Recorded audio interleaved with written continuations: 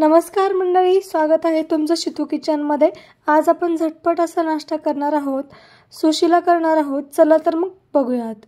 अगदी 5 मिनिटात तयार होणारा हा नाश्ता आहे। त्यासाठी आपण चुरमुरे घेतलेले आहेत, कोणी मुरमुरे सुद्धा म्हणतात, आणि चाळून घ्यायचे आहेत। आपल्याला स्वच्छ असे आपण चाळून घेतलेले आहेत आणि त्यानंतर आपल्याला भिजवून घ्यायचे आहेत, धुवून घ्यायचे आहेत छान चुरमुरे। नंतरनी एक कांदा कट करून घेतलेला आहे मीडियम साईजचा, शेंगदाणे घेतलेले आहेत, कोथिंबीर आणि कढीपत्ता घेतलेला आहे आणि मिरच्या घेतलेल्या आहेत, हिरव्या मिरच्या कट करून। तुम्ही तुमच्या आवडीनुसार कमी जास्त करू शकता। त्यानंतरनी एका पॅन मध्ये 2 चमचे तेल घेतलेले आहे आणि सुरुवातीला आपल्याला शेंगदाणे छान तळून घ्यायचे आहेत। जास्तही शेंगदाणे आपल्याला तळायचे नाहीत, कारण की आपण कांद्यासोबत सुद्धा नंतर शेंगदाणे भाजणार आहोत। त्यामुळे सुरुवातीला फक्त थोडेसे आपल्याला शेंगदाणे तळून घ्यायचे आहेत। त्यानंतरनी शेंगदाणे आपल्याला त्याच पॅन मध्ये एका साईडला करून घ्यायचे आहेत आणि दुसऱ्या साईडला तेलामध्ये आपल्याला मोहरी घालायची आहे आणि जिरे घालायचे आहेत। जिरे मोहरी चांगली तडतडली की त्यामध्ये आपल्याला कांदा, मिरच्या आणि कढीपत्ता घालून घ्यायचा आहे।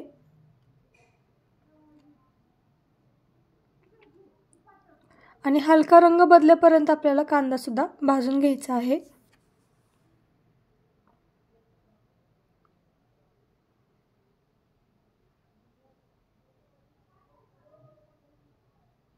छान असा गुलाबी रंगापर्यंत आपल्याला कांदा भाजून घ्यायचा आहे।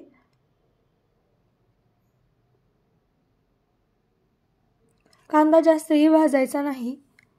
त्यानंतर कांदा छान गुलाबी होईपर्यंत भाजला। आता आपण याच्यामध्ये हळद घालणार आहोत। अर्धा चमचा हळद घातलेली आहे। त्यानंतर चवीनुसार मीठ घालायचं आहे। नंतर एकदा मिक्स करून घ्यायचं आहे आपल्याला हळद आणि मीठ।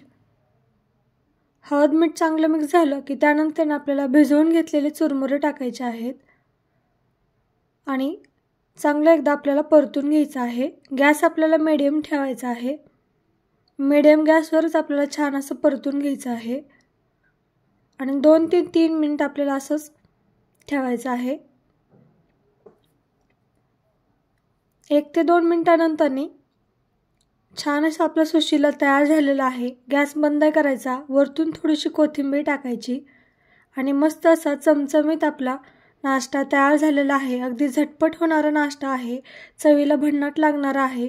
तुम्ही सुद्धा अशा पद्धतीने एकदा नक्की ट्राय करा आणि व्हिडिओ माझा थोडा जरी आवडला असेल तर नक्की लाईक करा, शेअर करा, सबस्क्राइब करायला मात्र अजिबात विसरू नका। आणि तुम्ही सुद्धा अशा पद्धतीने एकदा सुशीला करा। तर व्हिडिओ माझा बघितल्याबद्दल धन्यवाद।